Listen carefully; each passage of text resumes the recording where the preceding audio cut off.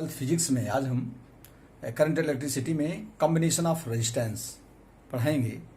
Resistance किसी circuit में resistance का कॉम्बिनेशन कैसे किया जाता है और अगर कॉम्बिनेशन करते हैं तो इक्विवेलेंट रेजिस्टेंस क्या उनका होता है उसकी कैलकुलेशन कर रहे हैं।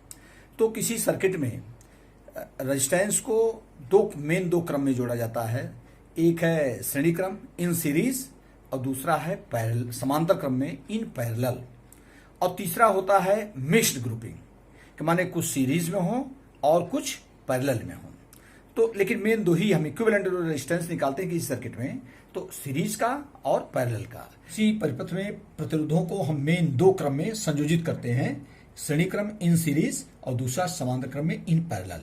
तीसरा होता है मिक्स्ड ग्रुपिंग जिसमें सर्किट में कुछ सीरीज में होते हैं और कुछ पैरेलल में होते हैं, लेकिन मेन ये दो है।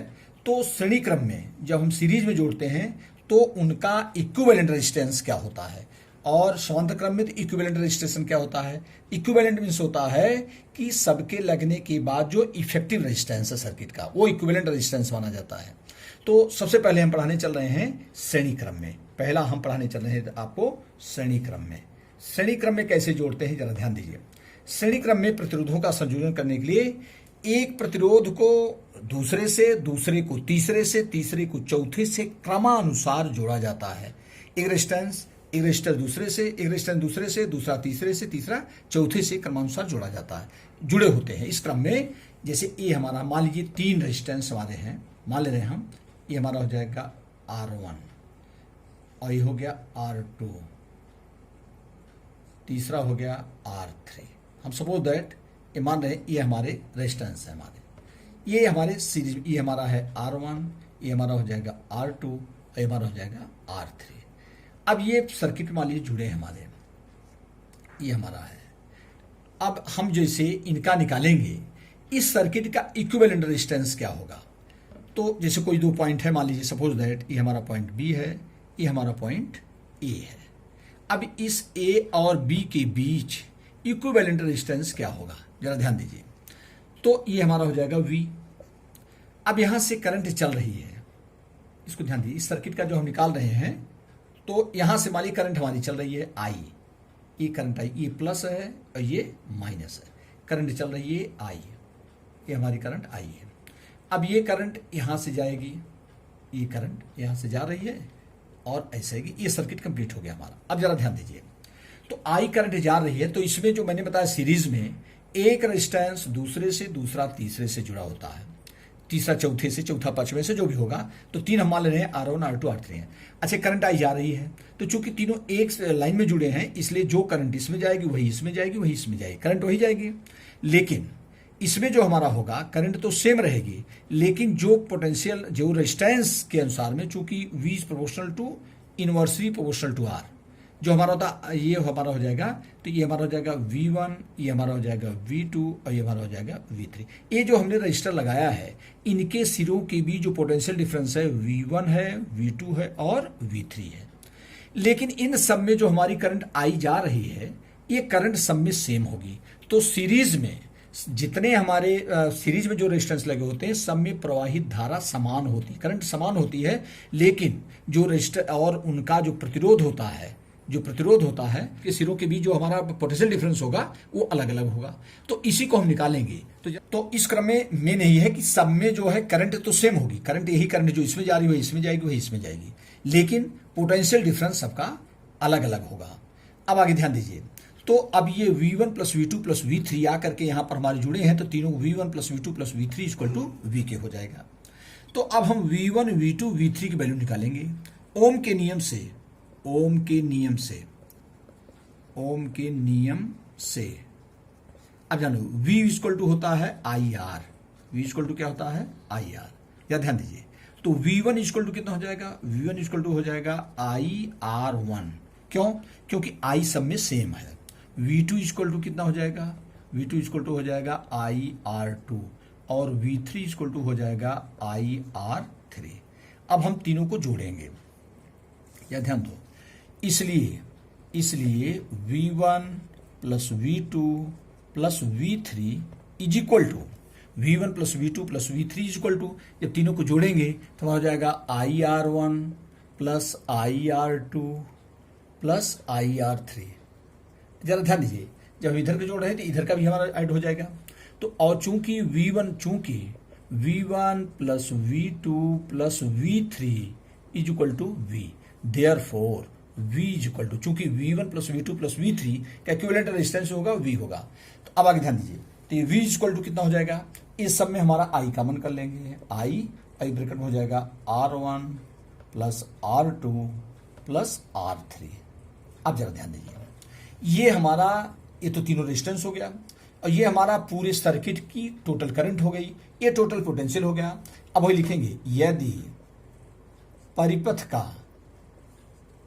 परिपथ का तुल्य प्रतिरोध जिसको इक्विवेलेंट रेजिस्टेंस कहते हैं, इक्विवेलेंट रेजिस्टेंस R हो, इन तीनों का मिलके इफेक्टिव रेजिस्टेंस, सर्किट का जो प्रभावी प्रतिरोध है इफेक्टिव रेजिस्टेंस, उसको तुल्य कहते हैं, इक्विवेलेंट रेजिस्टेंस R हो, तो V इक्वल टू आ जाएगा I इंटू आर, इस V के स्थान पर, इसलिए I इंटू आर, ये बराबर हो जाएगा I और ब्रैकेट में हो जाएगा R1 plus R2 plus R3। अब देखो I से I दोनों तरफ क्या हो जाएगा, कैंसिल हो जाएगा, इसलिए R इक्वल टू आ जाएगा R1 plus R2 plus R3। ये है सीरीज का जो इक्विवेलेंट रेजिस्टेंस आ रहा है। तो अगर हमारे प्रतिरोध रेजिस्टेंस सीरीज में लगे हैं, श्रेणी क्रम में हैं, तो उनका इक्विवेलेंट रेजिस्टेंस जो होता है सभी प्रतिरोधों के योग के, सभी रेजिस्टेंस के सम के बराबर होता है। इसमें एक चीज यही ध्यान देना है कि सीरीज में करंट सेम होती है, पोटेंशियल डिफरेंस अलग अलग होते हैं। अब दूसरा जो प्रतिरोधों का मैंने बताया श्रेणी क्रम, दूसरा समांतर। अब समांतर क्रम में क्या करते हैं, इसमें जैसे हमारे जो प्रतिरोध होते हैं, इसमें सभी प्रतिरोध, जैसे इसमें मान लिया हमने 3 ले लिया, इसमें प्रतिरोध हमारे हो गए R1 R2 R3, इसमें सपोज दैट 3 रेजिस्टेंस हमने इसमें भी ले लिया, ये R1 है, ये R2 है और ये R3 है। तो सीरीज में होता क्या था, एक को दूसरे से, दूसरे के तीसरे से हम क्रम में लाइन में जोड़ते चले जाते हैं। लेकिन इसमें क्या होता है, इसमें जरा ध्यान दीजिए, ये हमारा जो होता है, ये हमारा सभी प्रतिरोधों के एक सिरे एक बिंदु पर, सभी प्रतिरोधों के एक सिरे एक बिंदु पर, जैसे ये हमारा हो जाएगा A और ये हमारा हो जाएगा B, ये है B और ये हमारा है A। अब जरा ध्यान दीजिए, तो इसमें सभी प्रतिरोधों के एक सिरे एक बिंदु पर तथा सभी दूसरे सिरे दूसरे बिंदु पर जुड़े होते हैं, और इसको हम जोड़ दिए सेल से। जरा ध्यान दीजिए, इसमें क्या होगा, जरा ध्यान दीजिए, इसमें हमने R1 R2 R3 मान लिया है, ये हमारा प्लस है, ये हमारा माइनस, सेल का यहां से करंट जा रही है। अब जरा ध्यान दीजिए, ये करंट हमारी यहां जा रही है, ये करंट जाएगी। अब तुम देख रहे हो, यहां से करंट जब यहां ए पॉइंट पे पहुंची है, एक करंट यहां से 3 पथ में डिवाइड होगी। तो हम सपोज दैट इस पथ में मान लेने करंट हमारी है I1 और इसमें हो जाएगा I2 और ये हो जाएगा I3, चूंकि यहां से 3 में जाएगी। अब जिसका प्रतिरोध ज्यादा होगा उसमें पर, चूंकि V is proportional to I and I is equal to होता है V अपॉन R, करंट जो होती है रेजिस्टेंस के इनवर्सली प्रोपोर्शनल होती है, जहां रेजिस्टेंस ज्यादा होगा वहां करंट कम जाएगी। तो अब जरा ध्यान दिए, आई हम सपोज दैट I1, यहां से I जो हमारी मटी 3 पथ में डिवाइड हो गई, I1 I2 I3, अभी करंट यही आ रही है।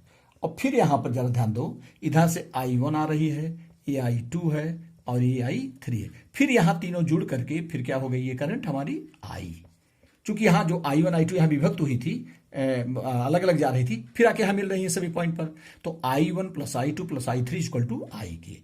इसमें क्या होता है, इसमें लेकिन ये तो करंट अलग अलग हो गई, लेकिन सबका पोटेंशियल डिफरेंस जो होगा समान होगा। जो पोटेंशियल डिफरेंस ए और बी के भी सबका समान, चूंकि सबके ए सिरे और बी सिरे एक ही पॉइंट पर है और इनके भी पोटेंशियल, जो सबका तीनों का पोटेंशियल डिफरेंस भी समान होगा। लेकिन I1 plus I2 plus I3, I1 plus I2 plus I3 is equal to आ जाएगा I के, क्योंकि यहां से I जा रही है, 3 पथ में डिवाइड हो रही है, तो तीनों का सम फिर वही I हो जाएगा।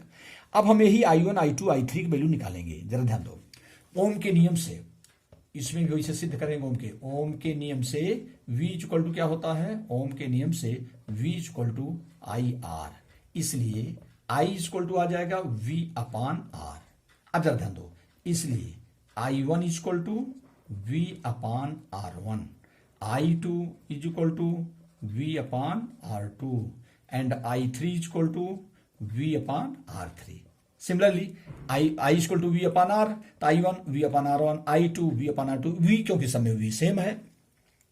इसलिए तीनों को जोड़ेंगे हम, इसलिए I1 plus I2 plus I3 is equal to, जब इधर जोड़िए तो इधर भी ऐड करेंगे तो V/R1 plus V/R2 plus V/R3।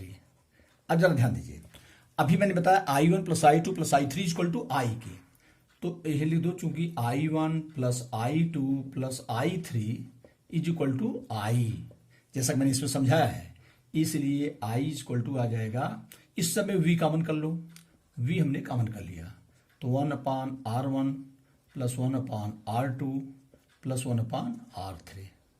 अब जरा ध्यान दीजिए, अब फिर हो जाएगा, अभी तो हमारा आ गया, यदि परिपथ का तुल्य प्रतिरोध, यदि परिपथ का, अब जरा तुल्य प्रतिरोध मतलब होता है इक्विवेलेंट रेजिस्टेंस, इक्विवेलेंट इनका प्रभावी, इन सबका मिलकर जो इफेक्टिव रेजिस्टेंस है R हो, तो I इक्वल टू कितना हो जाएगा। अब देखो ये I कुल करंट हो गई, V जो है टोटल पोटेंशियल है, और इन सबका इफेक्टिव रेजिस्टेंस हमने R मान लिया, तो I इक्वल टू कितना हो जाएगा V/R। यदि परिपथ का इक्विवेलेंट रेजिस्टेंस, इन सबका इक्विवेलेंट मतलब होता है इफेक्टिव रेजिस्टेंस, इसका प्रभावी प्रतिरोध, इसका तीनों का अगर R है तो I इक्वल टू V/R, इस I के स्थान V/R रखेंगे, इसलिए V/R इज इक्वल टू, इधर V हमने कॉमन लिया है, तो 1/R1 plus 1/R2 1/R2 plus 1/R3। अब जरा देखो, अब V से V दोनों तरफ कट जाएगा, तो 1/R is equal to 1/R1 plus 1/R2 plus 1/R3। ये हमारा है इक्विवेलेंट रेजिस्टेंस इन पैरेलल, जो हम निकालते हैं कि पैरेलल में जो होता है सबका रेसिप्रोकल पहले निकाल लेंगे, तो 1/R की वैल्यू आएगी, जैसे सपोज दैट हमारा 2 ओम है, 3 ओम है, 4 ओम है, ये हमारे तीनों है 2 3 4 सपोज दैट, तो हम इक्विवेलेंट का रेजिस्टेंस कैसे निकालेंगे, तो 1/R equal to 1/2 plus 1/3 plus 1/4 सब निकाल लेंगे 1/R, इसलिए R इक्वल टू, तब R की वैल्यू निकालेंगे, 1/R नहीं, पहले 1/R कैलकुलेट कर लेंगे, इसलिए R इक्वल टू निकालेंगे, वही equivalent resistance of this circuit होगा। Thank you.